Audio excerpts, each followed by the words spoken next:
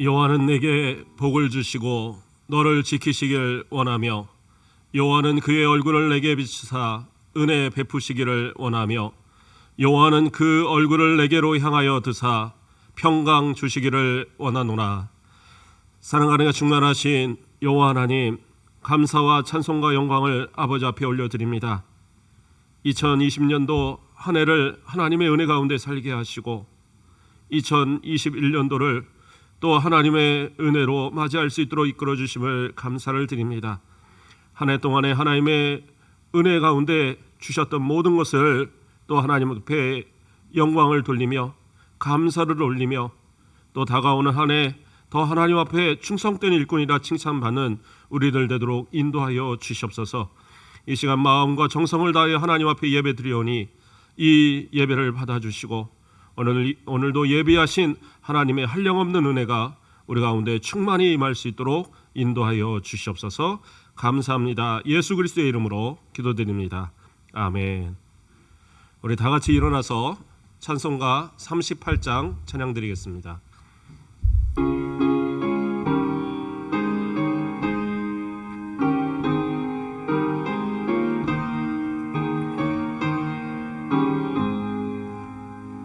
예수 우리 왕이여 이곳에 오소서. 우리가 왕께 드리는 영광을 받아 주소서. 우리는 주님의 백성, 우리는 주의 왕이라. 왕이신 예수님 오셔서 찾아가사 다스리소서. 예수 우리 주시여 이곳에 오소서. 우리가 주께 드리는 찬양을 받아 주소서. 우리는 주님의 종들, 주님은 우리 주시다. 주 대신 예수님 오셔서 이 찬양을 받아 주소서. 성시 교독하겠습니다. 성시 교독은 십계명 출애굽기 20장 1절로 17절입니다. 하나님이 이 모든 말씀으로 말씀하여 이르시되 나는 너를 애굽 땅 종되었던 집에서 인도하여 낸 내 하나님 여호와니라. 제 1은 너는 나 외에는 다른 신들을 내게 두지 말라. 아멘. 제 2는 너를 위하여 새긴 우상을 만들지 말고 또 위로 하늘에 있는 것이나 아래로 땅에 있는 것이나 땅 아래 물속에 있는 것에 어떤 형상도 만들지 말며 그것들에게 절하지 말며 그것들을 섬기지 말라. 아멘. 제 3은 너는 내 하나님 여호와의 이름을 망령되게 부르지 말라. 아멘. 제 4는 안식일을 기억하여 거룩하게 지키라. 아멘. 제 5는 내 부모를 공경하라. 아멘. 제 6은 살인하지 말라. 아멘. 제 7은 간음하지 말라. 아멘. 제 8은 도둑질하지 말라. 아멘. 제 9는 내 이웃에 대하여 거짓 증거하지 말라. 아멘. 제 10은 내 이웃의 집을 탐내지 말라. 아멘. 아멘. 사도신경으로 우리의 신앙을 고백하겠습니다. 전능하사 천지를 만드신 하나님 아버지를 내가 믿사오며 그 외아들 우리 주 예수 그리스도를 믿사오니 이는 성령으로 잉태하사 동정녀 마리아에게 나시고 본디오 빌라도에게 고난을 받으사 십자가에 박혀 죽으시고 장사한 지 사흘 만에 죽은 자 가운데서 다시 살아나시며 하늘에 오르사 전능하신 하나님 우편에 앉아 계시다가 저리로서 산자와 죽은 자를 심판하러 오시리라. 성령을 믿사오며 거룩한 공예와 성도가 서로 교통하는 것과 죄를 사하여 주시는 것과 몸이 다시 사는 것과 영원히 사는 것을 믿사옵나이다. 아멘. 우리 다 같이 앉으셔서 찬송가 550장 찬양 드리겠습니다.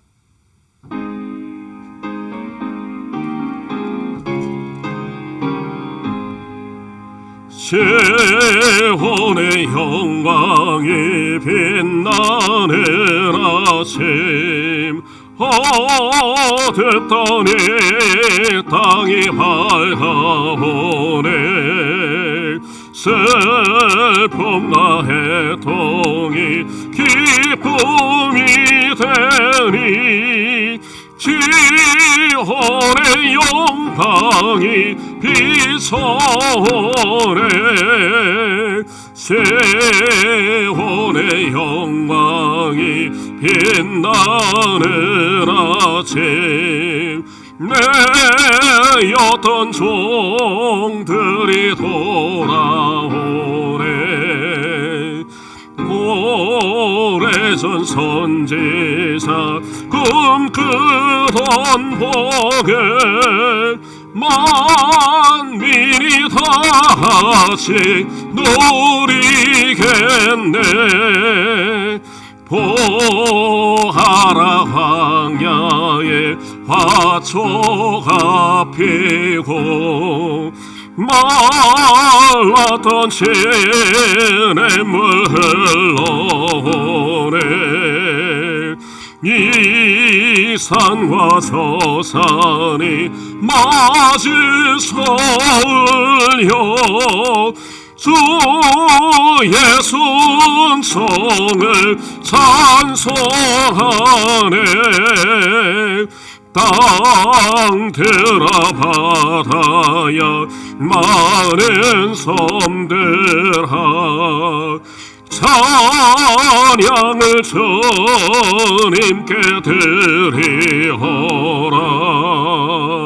싸움과 제약이 가득한 땅에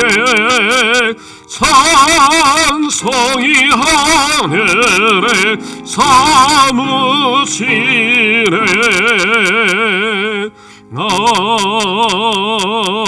아멘. 우리를 대표해서 김영호 장로님 기도해 주시겠습니다.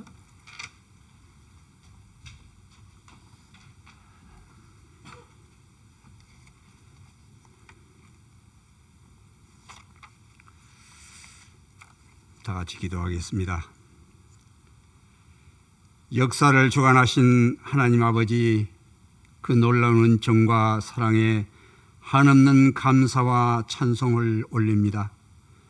세상 가운데는 코로나19와 각종 사건 사고로 숨막히는 일들이 많은 가운데 있지만 저들은 주님 은혜로 안바해 주셨다가 한 해를 보내고 새해를 맞는 귀한 예배 자리에 불러주심을 감사합니다. 주님이 손 놓으면 넘어질 수밖에 없는 나약한 저들인 줄 알면서도 나태함과 육정으로 주님 뜻에 어긋난 삶을 살 때가 많았사오니 어리석은 저들을 용서하여 주옵시고 비록 비대면으로 예배하오나 정결한 마음으로 주님 만나게 하옵소서. 우리에게 허락한 날들을 계수하는 지혜를 주셔서 주님께서 막히신 터전과 생의기간을 아름답게 가꾸는 지혜 있는 자가 되게 하옵소서. 영혼을 바라보고 준비하는 목적 있는 삶으로 인도하옵소서. 주님의 섭리 가운데 2021년 새해를 맞았습니다. 지난 한 해를 돌아보면 유례없는 코로나 바이러스가 온 세계를 덮어 많은 생명을 앗아가는 공포와 두려움으로 움츠린 한 해였습니다. 또한 폭우로 인적, 물적 큰 피해도 있었습니다. 그러한 어둠 속에서도 이 재단을 사랑하시어 설립 110주년을 감사하게 하시고 부족함 없게 채우신 그 은혜 감사합니다. 새로운 소망을 안고 힘찬 출발을 합니다. 바라옵기는 코로나의 공포에서 속히 벗어나게 하옵시고 막혔던 장벽이 무너지고 닫혀진 문들이 열려 온 세계가 소통하여 주님의 찬 평화를 누리는 역사를 이루어 주옵시기를 간절히 바라옵고 원합니다. 주님, 이 나라 이 민족을 긍휼히 여기시어 이 시대를 이끌어가는 지도자들에게 주님의 말씀으로 반목과 갈등의 고리를 끊고 화합하고 소통하는 지혜를 주셔서 푸른 초장의 평화가 가득한 이 땅이 되게 하옵소서. 또한 주님이 세운 이 가곡재단 긴 역사 위에 묻어난 원숙함으로 새로운 한 세기를 세워가는 변화의 원년이 되어 일어서는 새해가 되게 하옵소서. 부름받은 성도들이 차고 넘치는 전으로 인도하여 주옵소서. 주님이 주신 말씀으로 기쁨과 감사가 충만한 새해가 되게 하옵시기를 간절히 바라옵고 원합니다. 주님의 세운 기간들이 한몸 되어 주님 기뻐하는 지체로 굳건히 약동하는 귀한 역사를 이루는 새해가 되게 하옵소서. 또한 사랑하는 자녀들 주님께서 귀히 쓰시러 이 땅에 보내사오니 이들의 가는 길을 행통케 하옵소서. 땀 흘려 일할 수 있는 일터를 주옵시고 홍기에 있는 자녀들 귀한 믿음의 배필도 주옵시며 지나가는 자녀들 그들을 원하는 곳으로 인도하여 주옵소서. 성도들 가정마다 소망에 함께하여 주옵시고 오직 주님과 동행하여 신실한 믿음의 열매가 풍성히 맺는 한 해가 되게 하옵시기를 간절히 바라옵고 원합니다. 주님이 기름 부어 세우신 귀한 목사님 단위의 말씀 들고 섰사오니 권능과 지혜를 더하여 주옵시고 목마른 영혼들 생명수로 인도함에 부족함 없게 하옵소서. 오늘 주신 말씀으로 새해의 소망을 심어 세상에 나가 승리하는 담대함을 안고 가는 귀한 시간으로 인도하옵시기를 간절히 바라옵고 원하며 주님 큰 영광 받으시옵고 저들에게는 한없는 은혜의 시간으로 인도하옵시기를 간절히 바라옵고 원하오며 거룩하신 예수님 이름 받들어 기도드립나이다. 아멘.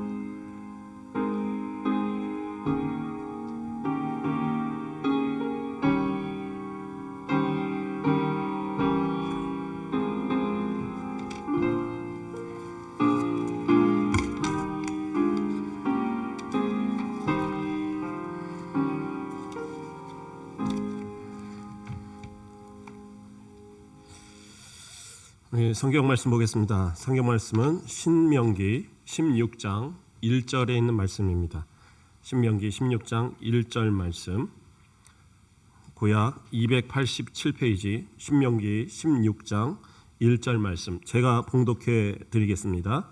아비보를 지켜 내 하나님 여호와께 유월절을 행하라. 이는 아비벌에 내 하나님 여호와께서 밤에 너를 애굽에서 인도하여 내셨습니다. 아멘.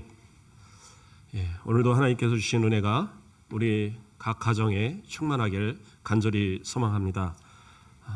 이제 2020년을 보내고 2021년을 맞이하는 송구 영신 예배를 지금 이렇게 함께 드리게 됩니다.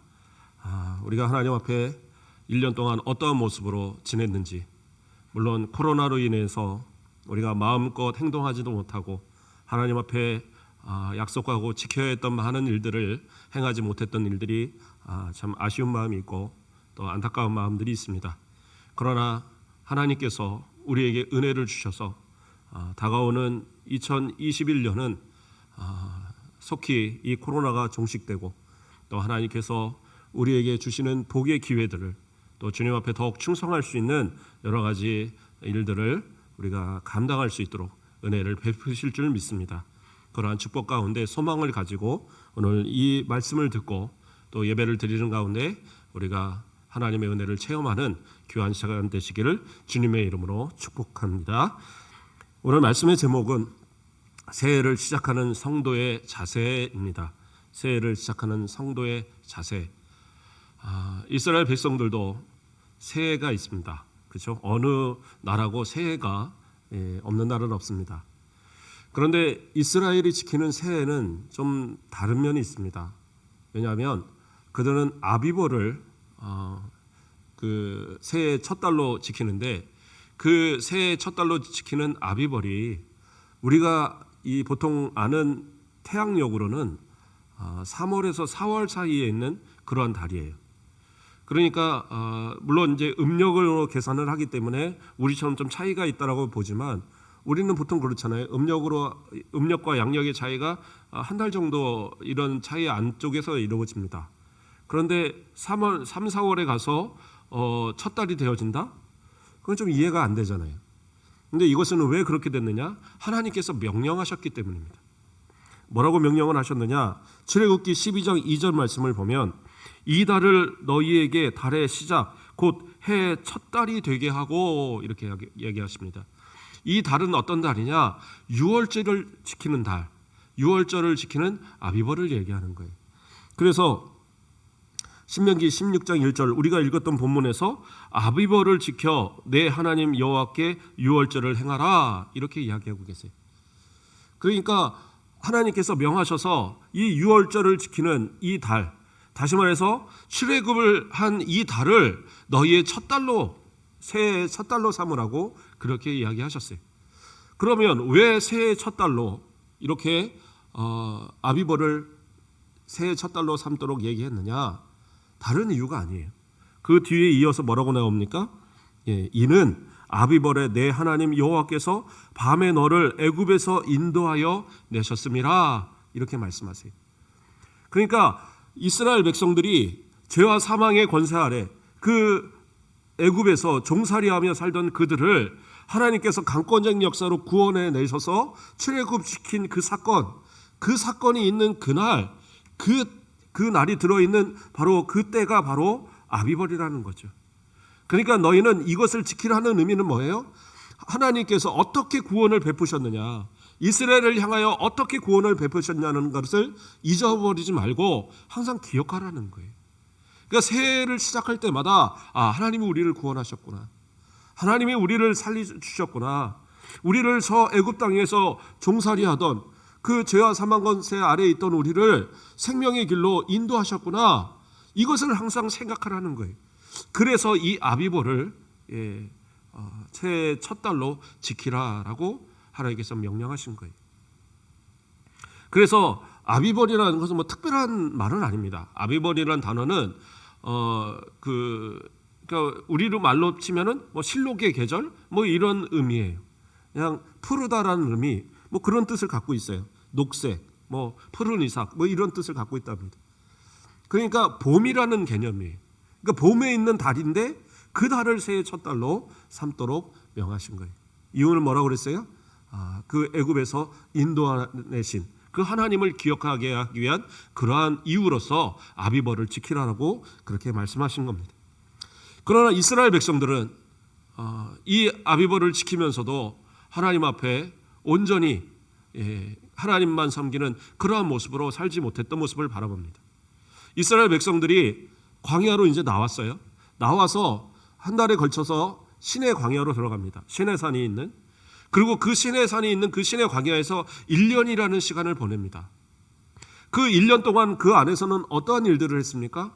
하나님께서 그 안에서 계명을 주셨죠. 모세를 불러 올리셔서 시내산 꼭대기에서 하나님께서 만나주시고 하나님께서 그에게 돌판에 새겨 계명을 주셔서 이스라엘 백성들을 이렇게 가르치셨어요.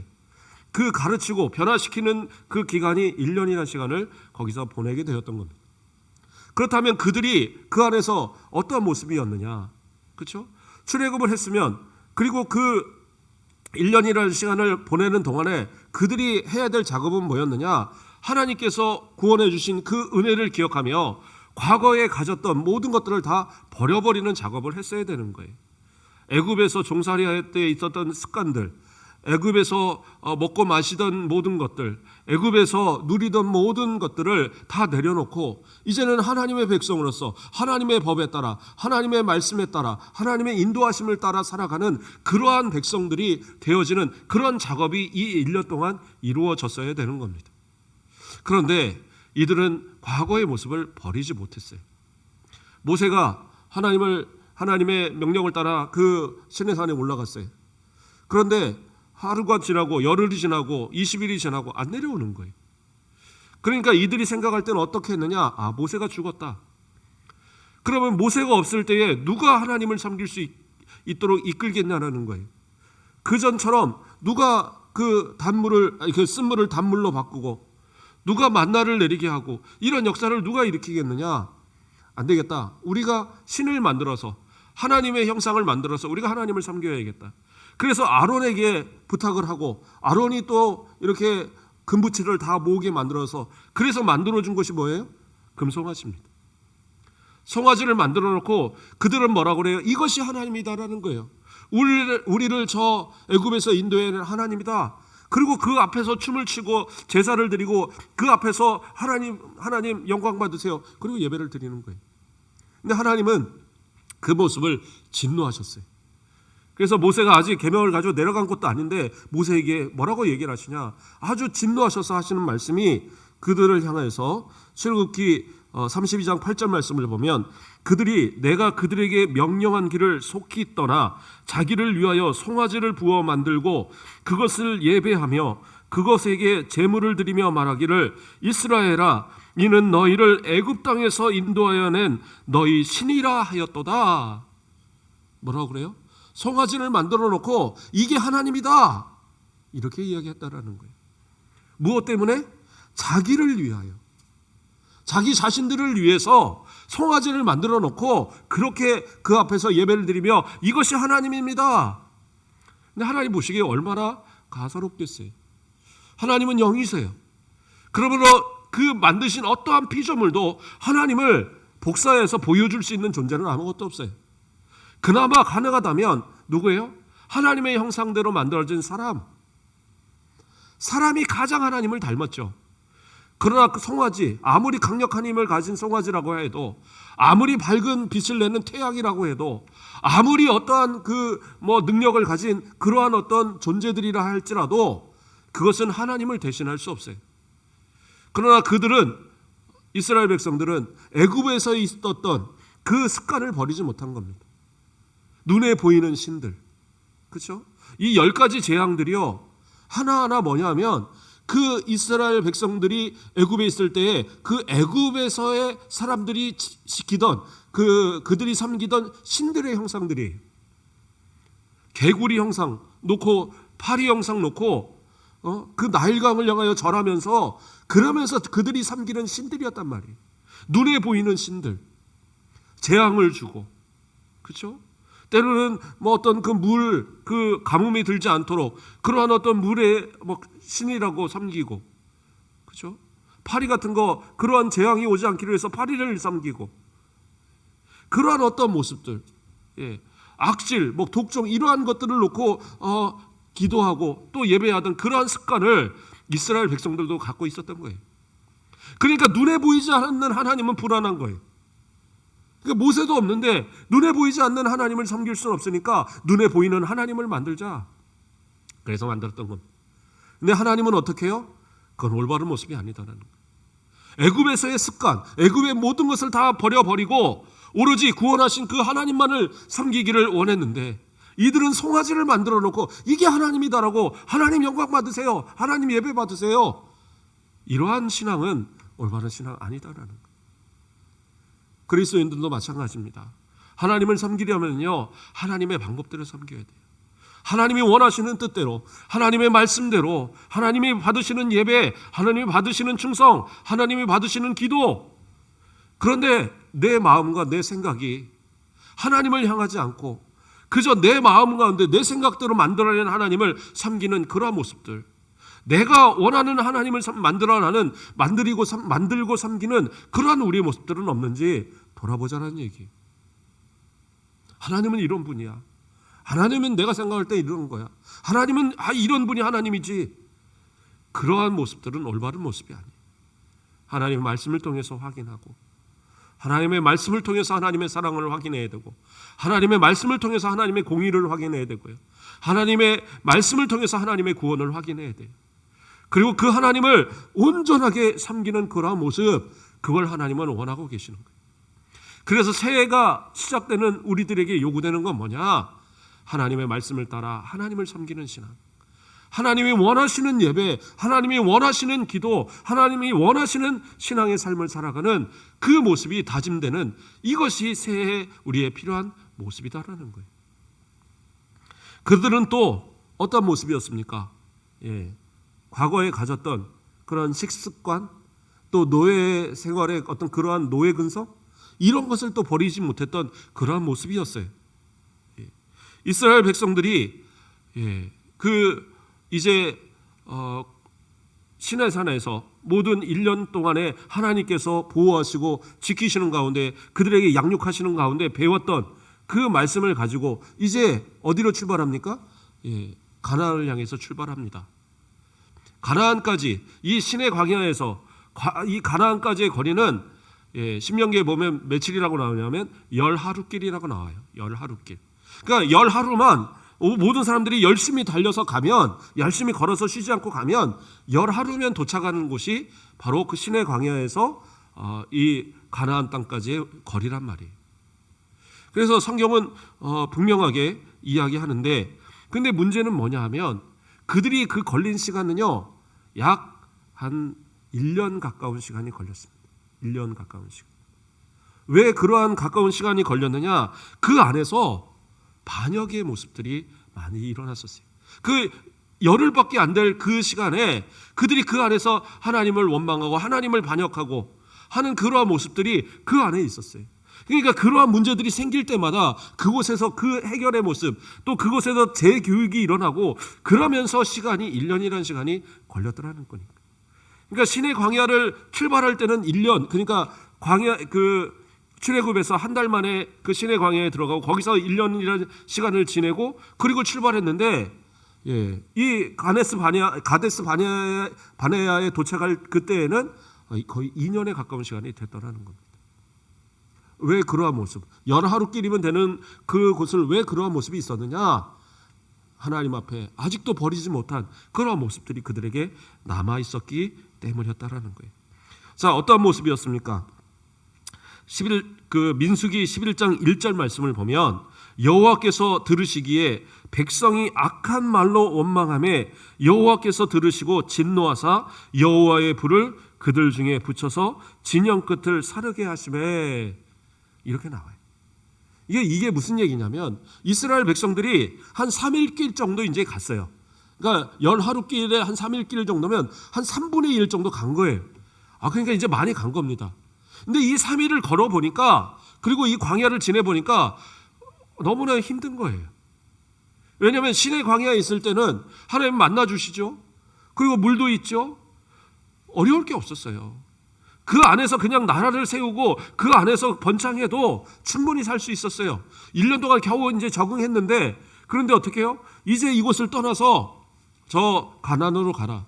가나안은 도대체 어떻게 생겼는지 눈으로 바라본 적도 없고, 모세는 가자고 얘기를 하는데 이미 이 시내 광야에서 어느 정도 터전도 잡았고, 그리고 간다고 그래서 거기서 그냥 쉽게 그 땅을 누가 이 땅에 어서 오세요 하고 받아주는 그런 땅일 리도 없는데, 어쩌면 전쟁을 해야 될지도 모르고, 어쩌면 그곳에서 큰 피해를 얻을 수도 있는 그러한 상황인데, 그러한 땅을 간다는 것은 불평의 거리가 될 수 있는 거예요.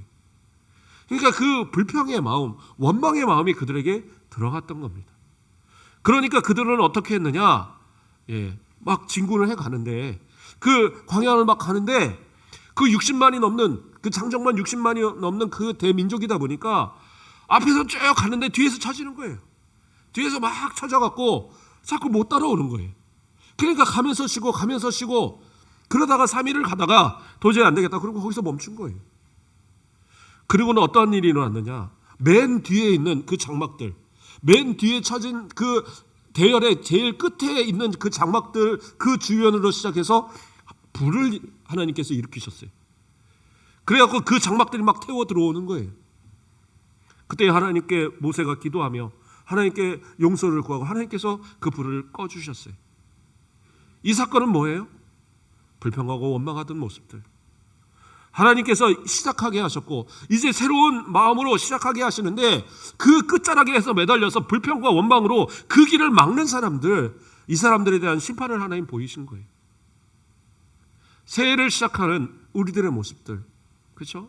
하나님 앞에 정말 열심을 다해서 시작하는 우리들의 모습들에는 그러한 모습들이 이제는 좀 사라져야 되지 않을까. 물론 우리 성도들이야 항상 연합하고 다 감사하고 다 항상 하나님 앞에 충성하는 그러한 모습들이지만, 그러나 많은 교회들이 항상 문제가 되는 건 뭐냐? 불평의 사람들, 불만의 사람들, 그 말들이 교회의 사기를 떨어뜨리고 뭔가 일을 하려고 할 때 그 모든 사람들이 그 일을 성공하지 못하게 하는 이유가 되더라는 거예요. 할 수 있으면 긍정적인 생각을 가지십시오. 이것이 하나님이 인도하시는 것이라고 한다면, 이것이 하나님께서 허락하시는 것이라고 한다면, 그래요, 내 생각하고 좀 다를 수 있어요. 이들도 생각이 좀 달랐을 수 있을 거예요. 애굽에서 나와서 겨우 시내 광야에서 자리 잡았는데 왜 우리가 이것을 버리고 꼭 가나안을 가야 되느냐? 꼭 가나안을 가서만 하나님을 섬겨야 되느냐? 꼭 가나안을 가서만 거기서 무슨 자리를 잡아야 되느냐? 꼭 그럴 필요는 없지 않느냐? 이러한 마음 가질 수 있어요. 그러나 그것이 하나님의 원하시는 뜻이고 또 하나님을 통해서 그러한 역사가 시작되었다면 그때는 어떻게 해요? 내 생각이 좀 다를지라도 순종하셔야 되는 거예요. 그리고 아멘하고 나아가는 그러한 모습들. 이왕 할 거면 뒤쳐져 갖고 그래 잘 되나 봐라 이런 식의 모습이 아니라 더 열심히 더 최선을 다해서 일해보는 거예요. 그래서 그 모습이 하나님 앞에 영광이 되어야 될 거 아닙니까? 제가 예전에 참 부끄러운 이야기지만 제 신앙의 친구들과 함께 참 많은 일을 했었습니다. 예, 전도도 많이 하고 또 아이들과 함께 뭐 이렇게 으쌰으쌰 하면서 제가 어렸을 때 같이 신앙생활하던 그 같은 친구들이 거의 한 40명 이상 교회 안에 불어날 정도로 한 학년에 같은 나이의 때만이 한 40명 이상 불어나는 역사들이 있었어요. 그러한 일들이 일어났었던 중심에 어떤 한 아이가 있었습니다. 참 열심히 신앙생활을 하는 모습인데 신앙의 연수가 그렇게 깊지 않아요. 근데 그런 말 있잖아요. 무식하니까 용감하다고. 잘 몰라서 그런지 너무 막 그냥 그 마음에 열심만 있었고 막 뜨겁게 하는 거예요. 근데 제가 보기에는 너무 이렇게 지나친 거예요. 그래서 저는 이제 아무래도 교회 생활을 잘 아니까 저한테 자꾸 물어보는 거예요. 이런 거 해도 돼? 이런 거 우리 하면 될까? 그러면 저는 인간적으로 생각을 해보는 거예요. 아, 이거는 좀 무리다. 이거는 또 따르지 않는 사람이 있을 거다. 이거는 안 될 것 같다. 이거는 뭐 안 된다. 이런 말을 한참 했더니 이 친구가 저한테 하는 얘기가 너는 왜 안 된다고 얘기를 하느냐?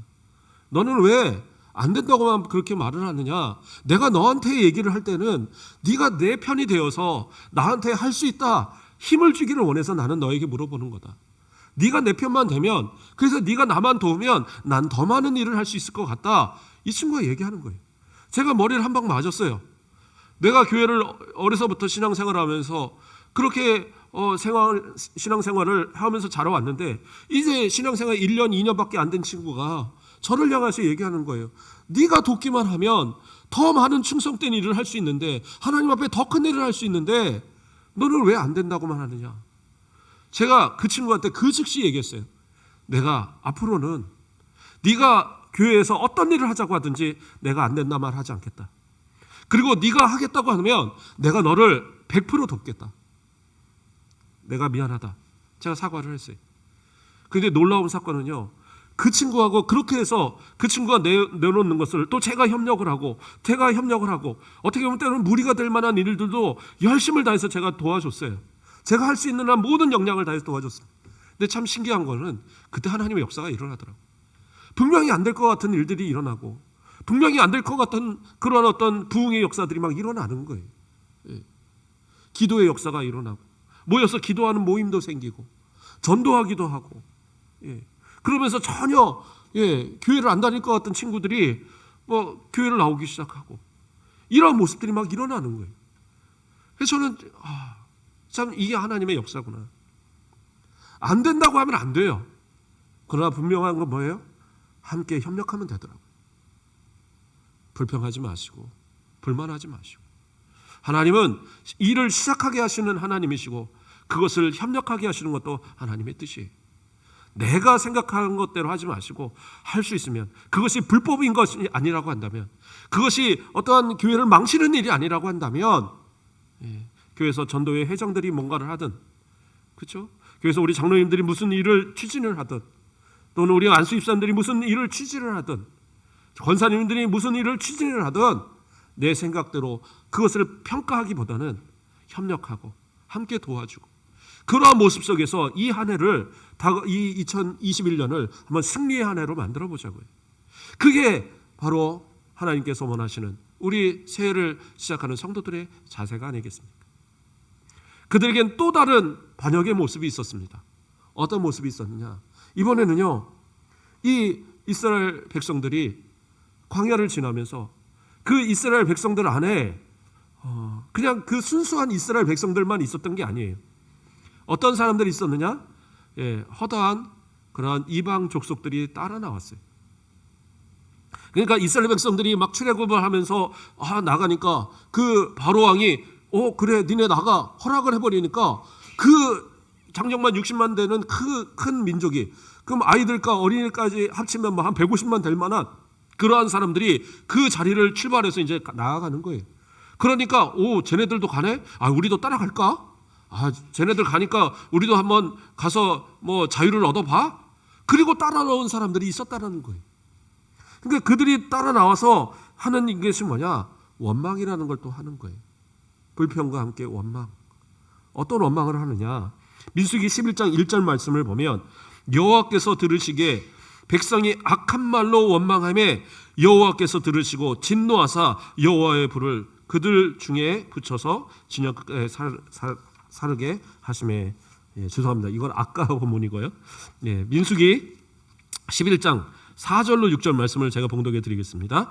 그들 중에 섞여 사는 다른 인종들이 탐욕을 품음에 이스라엘 자손도 다시 울며 이르되 누가 우리에게 고기를 주어 먹게 하랴? 우리가 애굽에 있을 때에는 값없이 생선과 오이와 참외와 부추와 파와 마늘들을 먹은 것이 생각나거늘 이제는 우리의 기력이 다하여 이 만나 외에는 보이는 것이 아무것도 없도다 하니 이렇게 나와요. 뭐라고 해요? 다른 인종들이 다른 그 이방 족속들이 따라 나와서 불평을 하는 거예요. 아이고 뭐 따라 나왔더니 별거 없네. 애굽에 있을 때는 고기도 실컷 먹었고 생선도 먹었고 부추도 먹었고 마늘도 먹었고 뭐 먹고 싶은 거 다 먹었는데 그때는 돈도 없이 그냥 일만 하면 다 먹여줬는데 에이 따라 나와도 별것도 없네. 그 말에 어떻게 해요? 이스라엘 백성들까지 동요된 거예요. 그래 이들이 동요되니까 어떡하냐? 불평의 마음이 원망의 마음이 막 커지니까 나중에는 막 한탄을 하는 거예요. 그냥 우는 거예요. 막 장막에서 아이고 여기서 다 이제 우리는 죽게 생겼네. 이 광야를 어떻게 가? 이 광야 가다가 다 죽는 거 아니야? 아이고 어떡해. 그 우는 소리를 모세가 들어요. 도저히 안 되겠으니까 하나님 앞에 하나님 이 백성 어떡합니까 이거. 그러면서 한탄의 기도를 드립니다. 그때 하나님 어떻게 해요? 그들에게 고기를 먹이겠다. 하나님 고기를 어떻게 먹입니까? 이 짐승들 우리가 키우는 데리고 오는 양소 다 잡아도요 이 백성들 그렇게 못 먹여요. 아니야 한 달을 내가 먹일 거야. 그거 어떻게 하셔요? 그 메추라기들을 모아다가 하나님께서 그 진영 바깥에다가 쌓아놓으셔요. 2규빗을 쌓아놓으시는 겁니다. 아주 그냥 차고 넘치도록 쌓아놓은 거예요. 그 이스라엘 백성들이 나아가서 그 메추라기들을 막 주워요. 주워도 모르는데 어느 정도가 되느냐? 우리가 잘 알듯이 그 만나를 거둘 때 한 호멜씩 거두잖아요. 그러니까 한 2.2리터 되는 통으로 이 하나를 가득을 모으는 것이 한 호멜이에요. 그런데 어느 정도를 거뒀느냐? 10호멜. 그러니까 상당히 많은 양이죠. 엄청나게 많은 양을 모아서 그것을 갖다가 요리를 해서 먹고 또 남은 것들은 밖에다 갖다 막 널어놓는 거예요. 왜요? 광야 가면서 먹어야 되니까. 막 가서 이 장막에다 말릴 정도로 그렇게 많은 고기를 주셨어요. 그런데 문제는 뭐냐? 거기서 어떤 일이 일어납니까? 민수기 11장 33절로 34절. 고기가 아직 이 사이에 있어 씹히기 전에 여호와께서 백성에게 대하여 진노하사 심히 큰 재앙으로 치셨으므로 그 곳 이름을 기브롯 핫다아와라 불렀으니 욕심을 낸 백성을 거기 장사함이었더라. 뭐예요? 욕심을 내었던. 거기서 원망하면서 우리에게 고기도 주지 않을 거면서 왜 데려왔어? 부추도 마늘도 우리도 먹게 할 거 그런 거 왜 주지도 않을 거면서 생선도 주지 않을 거면서 우리 도대체 여기 왜 데려 나왔어? 그렇게 불평하던 그 사람들 어떻게 했느냐? 그들이 고기를 이거 고기네 하고 이에 딱 뜯었는데 아직 씹기도 전에 어떻게 해요? 그들에게 급하게 하나님이 치셔서 사람들이 막 죽어나간 거예요. 그 불평하던 그들을 다 죽게 하셨어요. 그래서 그곳에서 다 장사 지내버리는. 그러니까 이 일들이 그 안에서 일어났으니 그 안에서 또 상당한 기간이 지났고 얼마나 무서운 일입니까? 그 전에도 이스라엘 백성들은 분명히 불평했었어요. 그렇죠? 그 출애굽하고 홍해를 건넜을 때에도 그 마라의 쓴물, 그 쓴물이 우리 물 못 먹게 해서 우리 죽겠다 했을 때 어떻게 해요? 그걸 단물로 바꿔주셨죠. 먹을 것이 없다 막 할 때에 만나도 주셨어요. 하나님 그들을 벌하지 않으셨어요. 그들에게 어떤 징계도 내리지 않으셨습니다. 그런데 어떤 때부터 신의 광야에서 그 1년이라는 시간 동안 충분하게 다 교육시키고 다 이제 가르쳤다 생각한 그때부터는 하나님 어떻게 해요? 징계하기 시작하죠. 과거에 가졌던 것들 버리라는 거예요. 버리지 못하면 복이 되지 못해요. 그것이 나의 기억에 남아서 옛날에는 왕년에는 내가 그거 다 버리시라고요. 옛날에 아무리 내가 잘 나갔으면 무슨 의미가 있어요? 그것이 하나님이 원하시는 것이 아니고 그것이 하나님의 뜻대로 얻었던 것들이 아니었다면 그때 다 버려버리시자고요. 내가 과거에 가졌던 지위, 내가 가졌던 어떤 재산, 내가 과거에 가졌던 어떤 그런 직업, 어떤 능력, 어떤 재능, 그런데 그것이 하나님의 앞에 쓰여지는 것이 아니고 하나님이 원하시는 것이 아니라면 그냥 과감하게 버리셔야 될 것들이에요. 그것으로 아까워하지 마세요. 아무것도 아닌 거예요. 그런데 이 이스라엘 백성들은 어떻게 해요? 하나님을 원망하고 왜 이렇게 고생해? 원망해요. 왜 이렇게 먹을 것이 별로가 없어? 원망해요. 자, 이렇게 시작해서 광야 40년 동안 이때는 뭐 이제 초기지만요. 광야 40년 동안 하나님 먹이신 그 만나는 완전한 식품이에요. 그들이 먹어서 그걸로 인해서 뭐 병이 들거나 그것 때문에 영양실조가 걸리거나 그러한 일이 전혀 없었어요. 그럼에도 불구하고 그걸 가지고 불평하는 거예요. 이 만나 하나밖에 없다. 이거는 부추도 아니고 이건 생선도 아니고 이건 마늘도 아니고 이건 고기도 아니고 이거 먹다가 영양실조 걸려 우린 다 죽을 거야. 불평하는 그런 모습. 하나님의 뜻대로 살아가는데 뭐를 불평하십니까? 하나님이 주신 것, 하나님이 허락하신 것, 이것만 먹고 이것만 하나만 살아도 결코 어려움 없어요. 그러므로 버리자고요. 버릴 건 버려버려야 합니다. 하나님 앞에 버리지 못하면 그것은 복이 될 수가 없어요. 자, 야곱을 한번 돌이켜 보겠습니다. 야곱은 어떤 사람입니까? 그 형 에서를 속이고 또 아버지 이삭을 속이고 그래서 축복을 받아갖고 라반 삼촌 집에 갔어요. 거기서도 약간 거짓까지는 아니지만 나름대로 어떤 술수를 쓰고 하면서 인간적인 방법으로 부자가 됐어요. 그러니까 그 삼촌의 아들들한테 이 무서운 마음에 결국엔 도망 나왔어요. 그래서 야복강가를 건너서 그렇죠. 야복강에서 하나님과 막 씨름하면서 결국 이스라엘이라는 이름을 받았고 그리고 이제 건너가서 그 형 에서를 만날 때 하나님의 도우심으로 그 안에서 화해하는 역사도 일어나고 자 이제는 살 길만 남았어요. 그런데 그가 택한 곳은 어디였습니까? 세겜성이었어요. 하몰의 아들 세겜이 다스리는 그 세겜성. 그래서 그 세겜 상황에서 자리 잡는 동안에 거기서 두 가지 일들이 일어납니다. 첫째는 뭐였어요? 그 딸 사랑하는 디나가 그 세겜한테, 그렇죠? 하몰의 아들 세겜한테 겁탈을 당했어요. 그래서 이 또 세겜은 그래도 그 딸을 이 디나를 사랑하는 마음에 결혼을 시켜달라고 와서 부탁을 합니다. 그러니까 우리는 할례 받지 않은 사람들하고는 결혼 못하니까 니네들 남자들 다 그럼 할례 받아. 근데 그 말을 따라요. 그러니까 세겜도 그렇게 아주 나쁜 사람은 아니었나 봐요. 그런데 어떻게 합니까? 그 할례에서 다들 막 거동을 못하는 그때에 시므온과 레위가, 그렇죠? 그 친오빠들 이 시몬과 레위가 칼을 들고 가서 그 밤에 모든 이 그 세겜 족속의 그 사람들을 다 죽여버려요. 그러한 살인자가 되는 일들이 일어납니다. 이제 이것으로 인해서 이 야곱은 잘못하면 그 지역의 다른 족속들에게 완전히 포위돼서 몰살을 당할 수도 있는 그런 상황입니다. 그때 하나님께서 그에게 이야기합니다. 네가 옛날에 나한테 약속했던 베들로 올라가라. 그랬을 때에 그가 이제 생각을 한 겁니다. 그래, 하나님의 약속을 지켜야지. 우리 베들로 가야지. 그러면서 이 가족들한테 이야기합니다. 우리 베들로 올라가자. 근데 이 베들로 올라가자라고 말하면서 그들에게 전제했던 얘기가 있어요. 어떤 얘기를 했느냐?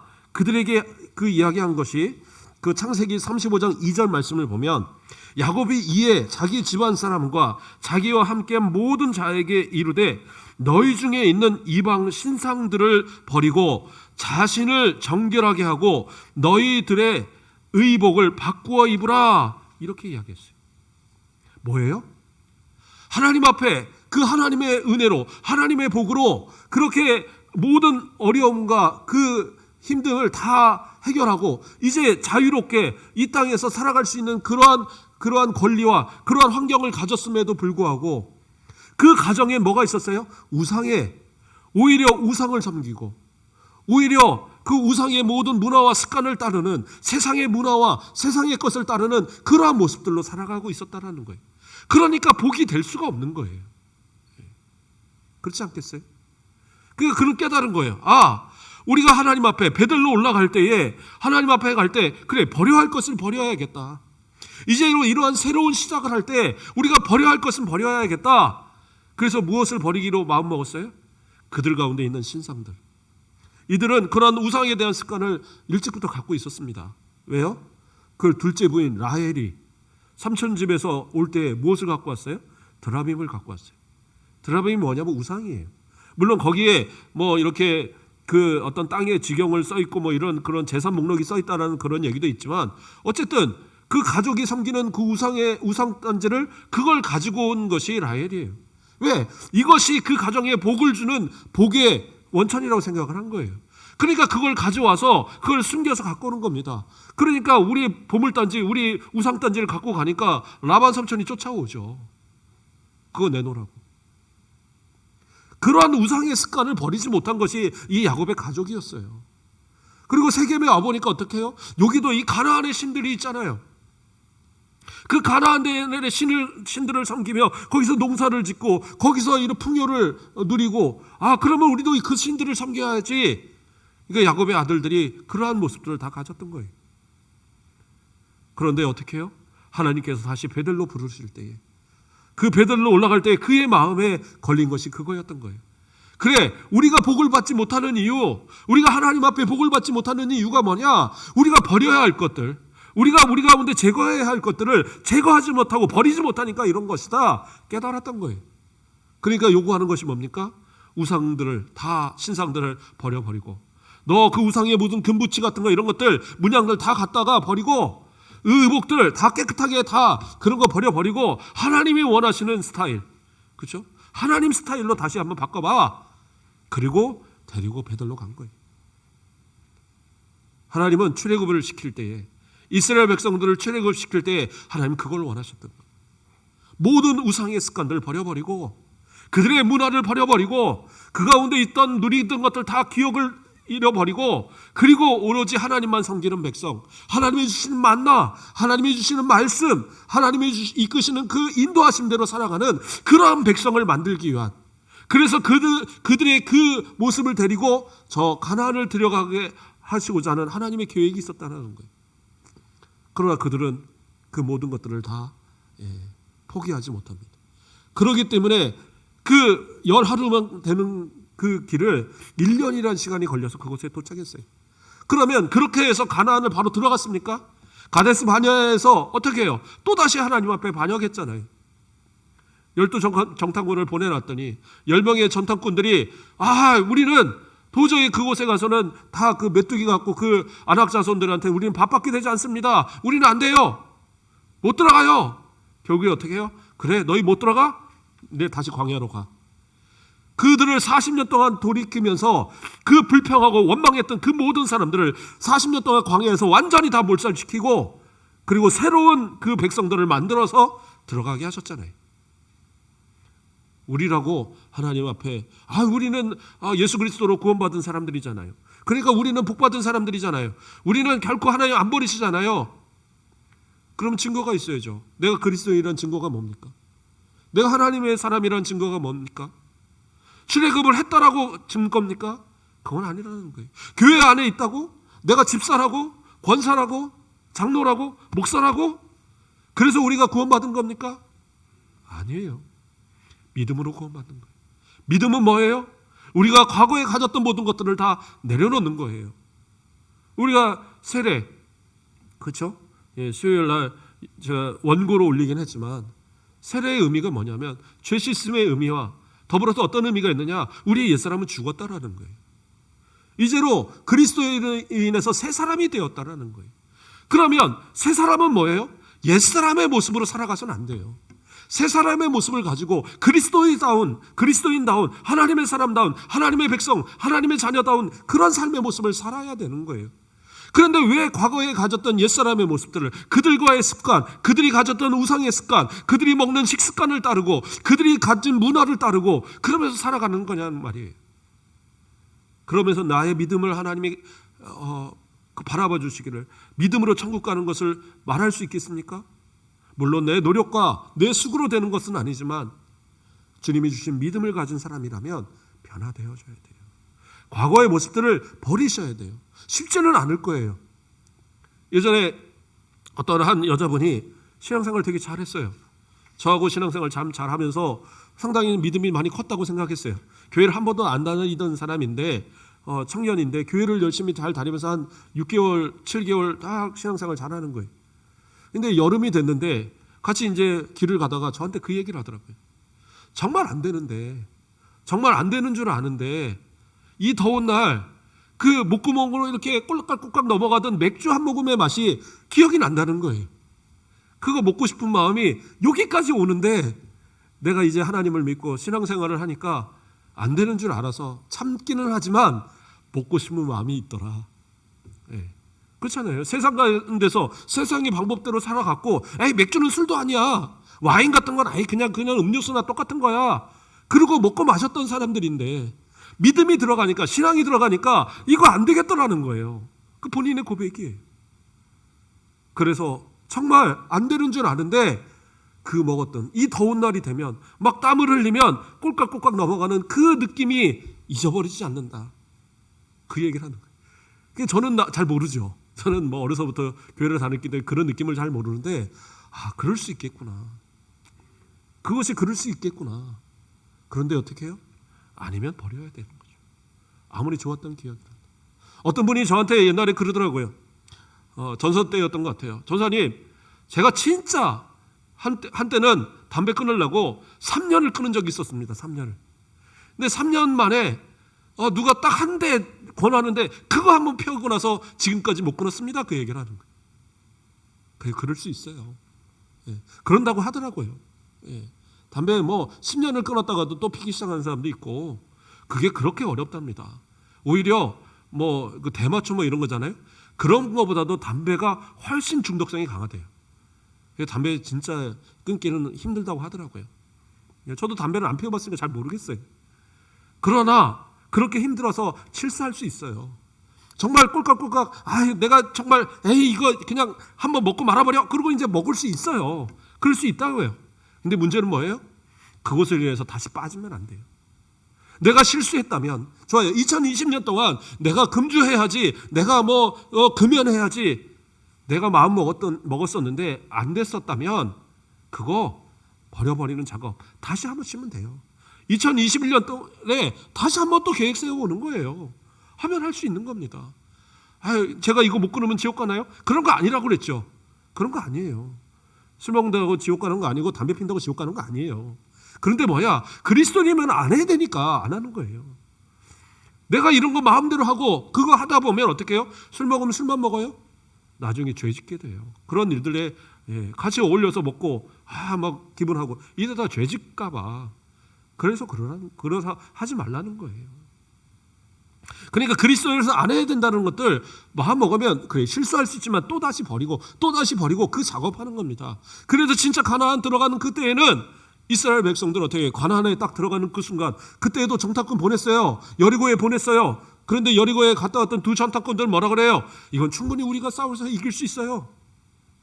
그렇게 얘기합니다. 아이성을 갔다 와요. 저거는 그냥 몇천 명만 주시면 가서 싹 쓸어버릴 수 있어요. 그냥 막 일어나는 아주 뭐라고 그럴까요? 열정과 뜨거운 신앙의 고백들이 막 일어납니다. 그러한 변화의 모습들이 주님 앞에 서는 그때까지 우리는 계속 변화해야 가는 거예요. 그러니까 조금 실수할 수 있고 넘어질 수 있지만 그렇다고 해서 완전히 포기하지 말고 끝까지 가자고요. 그것이 바로 새해를 시작하는 그러한 성도들의 모습이에요. 그래서 하나님께서 어떻게 해요? 이 아비벌을 지키라고 하는 이유는 굳이 그들에게 1월이 아닌데 그걸 1월로 지키라는 이유는 하나님께서 인도하신 그것을 기억하고 옛사람의 모습들을 다 버려버리고 항상 새로운 마음으로 시작하라는 거예요. 주님의 구원을 기억하고 하나님의 그 구원에 합당한 삶을 다짐하고 시작하라. 그렇기 때문에 우리도 그러한 모습으로 가지고 시작하자고요. 그런데 이스라엘 백성들한테는요, 그러니까 우리도 이제 음력이 있고 양력이 막 있듯이 그들이 생각하는 일반적으로 민간에서 지키는 그 1월은 사실은 아비벌이 아니에요. 아비벌은 하나님께서 지키라 하시는 종교력. 그래서 이 3, 4월에 태양력으로 있는 3, 4월에 지키는 종교력이죠. 그래서 이때에 이 아비벌을 통해서 하나님께서 구원하신 이 구원을 기억하면서 그 과거의 모든 것을 버리고 이제는 하나님의 뜻대로 살겠습니다. 이러한 삶의 모습을 갖는데 그들의 민간력, 그러니까 민간에서 지키는 그러한 달력으로는 이 아비벌이 몇 월이냐면 7월입니다. 7월. 그러면 그들이 지키는 1월은 뭐냐? 1월은 언제냐? 이 종교력으로는 7월에 해당하는 겁니다. 7월에. 7월이 민간력에서 1월이에요. 그러면 이 7월에 뭐가 있는 달이냐면 7월 1일은 나팔절을 지키고요. 그리고 7월 10일은 뭐를 지키냐면 대속죄일이에요. 그리고 7월 15일은 뭐냐? 그들이 장막절을 지킵니다. 그러니까 세 가지의 절기가 다 들어있는데 그 나팔절과 이 대속죄일은 어떤 의미를 갖고 있느냐? 바로 우리가 그동안에 살았던 모든 잘못에 대한 하나님 앞에 회개하는 회개의 모습들을 갖는 거예요. 그래서 그 회개하고 그리고 주신 은혜에 대해서 장막절을 통해서 우리가 말하는 수장절이죠. 이것을 통해서 하나님 앞에 감사하고 그 감사와 그리고 회개와 감사를 통해서 하나님께 영광을 돌리고 그것으로 새해를 시작하는 그들의 습관이 있었어요. 그러니까 어떻게 보면 1년에 새해를 2번을 지키는 거나 마찬가지인 그런 상황입니다. 그러나 그 7월의 개념도 결국에 뭐예요? 하나님 앞에 새로운 시작. 과거에 지었던 모든 죄의 모습들을 다 내려놓고 이제는 하나님의 뜻대로 살겠습니다. 이제는 하나님만 바라보고 살겠습니다. 하나님께만 영광된 모습으로 살겠습니다. 이러한 마음을 가지고 그 해를 시작하는 거예요.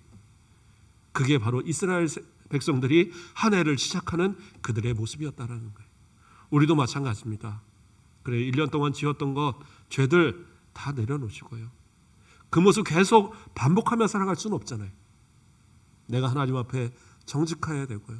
내가 하나님 앞에 진실해야 되고 내가 하나님의 말씀을 따라 충성해야 되고 그러지 못했던 것들 다 회개하고 이제는 돌이켜서 하자고요. 봉사하지 못했으면 이제 봉사도 하고, 예배 생활 똑바로 못했으면 이제는 예배 생활 똑바로 하고, 이제는 내가 하나님의 뜻대로 살지 못했으면 이제는 하나님의 뜻대로 살는 그런 새로운 시작의 모습, 옛것을 다 회개하고 이제는 새로운 모습으로 살아가는 그러한 시작이 되는 또 이 새해 첫날이 되어지는 우리의 모습이 되길 바랍니다.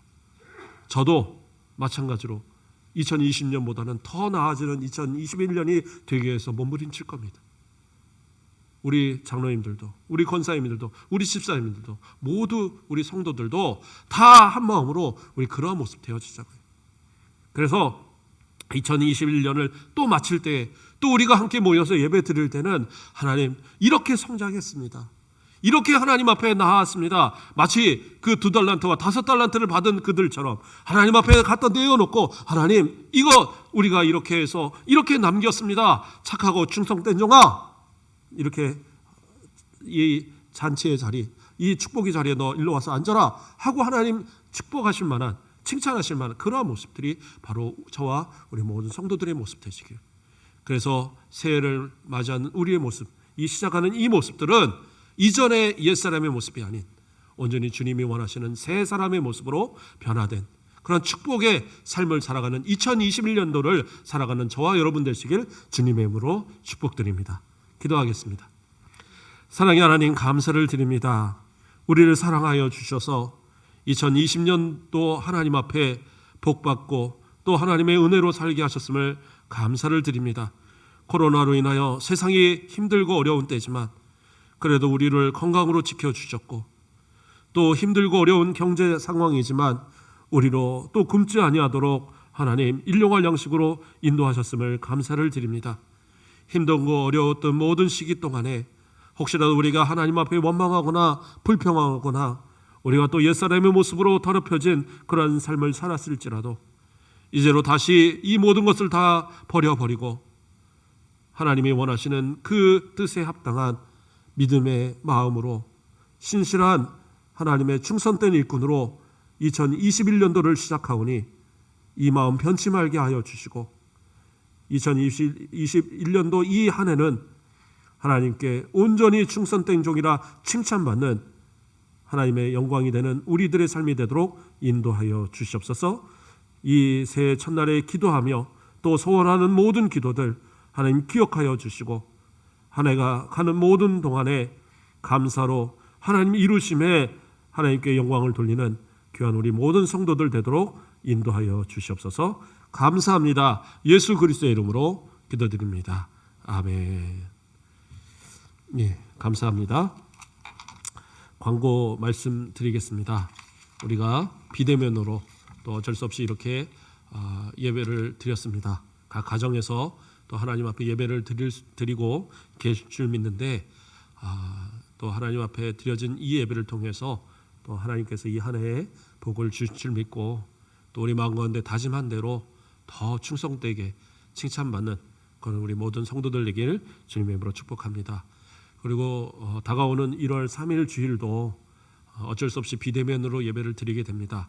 그러니까 우리 성도들 또 어디 다른 데 이렇게 약속 잡거나 그러지 마시고 정한 시간에 모여서 가족과 함께 예배 드리고 또 방송을 통해서 함께 예배 드리면서 하나님의 은혜를 또 체험하면서 신년 예배를 그렇게 드릴 수 있는 우리 각 가정 되길 바라겠고요. 그 이후에 어떠한 일정에 대해서는 나라에서 아직은 이제 이야기 난 게 없습니다. 그러나 특별한 어떠한 것이 없다고 한다면 1월 3일 이후, 그러니까 1월 4일부터는 새벽 예배와 또 뭐 그 이후에 수요 예배 모든 공적인 예배들을 다 정상적으로 시작을 할 겁니다. 그러니까 그렇게 기억을 하시고요. 혹시 또 나라에서 다른 어떤 명령이 있거나 이런 모습이 있을 때에는 개별로 또 다시 연락을 드리거나 또 주일날 새로 다시 광고하도록 하겠습니다. 정말 하나님의 주시는 그런 은혜와 평강이 우리 모든 성도들의 가정에 충만하기를 다시 한번 축복드립니다. 우리 다 같이 일어나서 1장 찬양 드리고 축도로서 예배 마치도록 하겠습니다.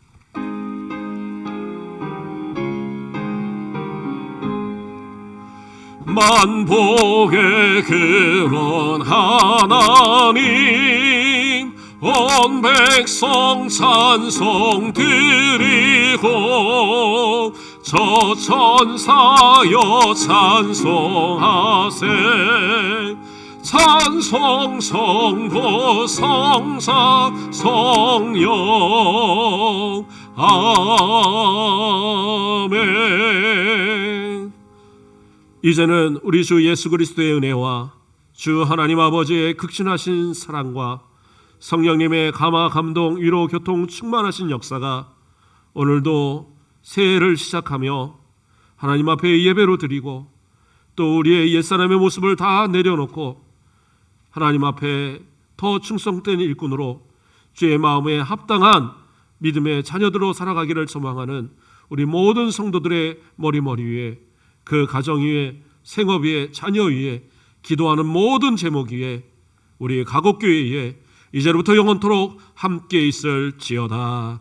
아멘.